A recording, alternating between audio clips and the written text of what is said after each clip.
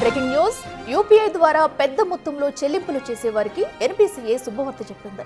ఎంపిక చేసిన కొన్ని కీలక రంగాల్లో రోజువారీ లావాదేవీల పరిమితిని ఏకంగా 10 లక్షల వరకు పెంచుతూ నిర్ణయం తీసుకుంది ఎన్పీసీఏ. ఈ కొత్త నిబంధనలు ఈ రోజు నుంచే అమల్లోకి వచ్చాయి. దీంతో తరచూ లావాదేవీల పరిమితి సమస్యను ఎదుర్కొనే వారికి ఊరట లభించింది.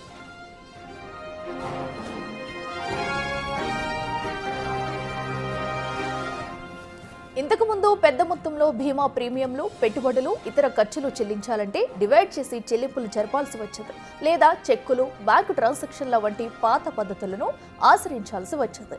ఈ ఇబ్బందులను దృష్టిలో పెట్టుకుని ఎన్పీసీఏ చెల్లింపుల పరిమితిని పెంచింది. అధిక లావాదేవీలను డిజిటల్ బాట పట్టించేందుకు ఈ మార్పులు చేసినట్లు ఎన్పీసీఏ స్పష్టం చేసింది. అయితే ఈ పెంచిన పరిమితులు కేవలం వ్యక్తుల నుంచి వ్యాపారులకు చేసే చెల్లింపులకు మాత్రమే వర్తిస్తాయని క్లారిటీ ఇచ్చింది ఎన్పీసీఏ.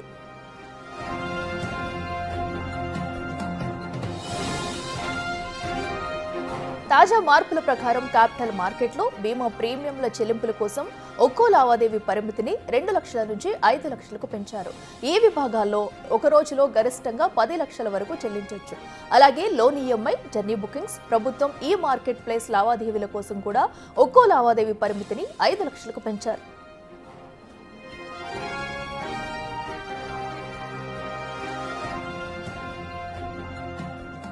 ఇక క్రెడిట్ కార్డు బిల్లుల చెల్లింపులకు ఒక్కో లావాదేవీకి 5 లక్షల వరకు అవకాశం కల్పించగా రోజువారీ పరిమితిని 6 లక్షలుగా నిర్ణయించారు. నగల కొనుగోళ్లకు లావాదేవీ పరిమితిని 2 లక్షలకు, రోజువారీ పరిమితిని 6 లక్షలకు పెంచడం ద్వారా వినియోగదారులకు కొంత వెసులుబాటు కల్పించారు.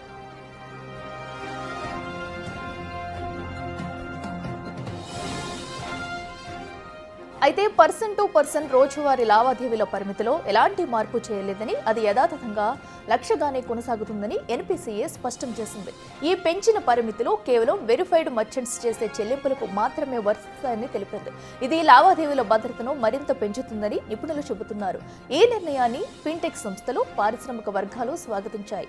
వినియోగదారులు ఎలాంటి అదనపు ప్రక్రియ పూర్తి చేయాల్సిన అవసరం లేకుండానే ఈ కొత్త పరిమితులు ఆటోమేటిక్గా వర్తిస్తాయని ఎన్పీసీఏ తెలిపింది.